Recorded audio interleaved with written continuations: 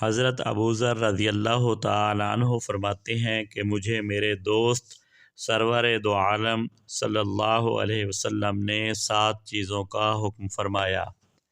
Number 1، مجھے حکم دیا کہ مسکینوں سے محبت کروں اور ان سے قریب رہوں۔ نمبر 2، اور حکم دیا کہ دنیاوی حالتوں میں اسے دیکھوں جو مجھ سے کم ہو اور اسے نہ دیکھوں جو مجھ سے مال و دولت وغیرہ میں بڑھا ہوا ہو۔ نمبر 3، اور حکم دیا کہ میں صلہ رحمی کروں، یعنی رشتہ داروں سے اچھا سلوک کروں اور ان کا دھیان رکھوں اگرچہ رشتہ دار مجھ سے منہ موڑ لیں۔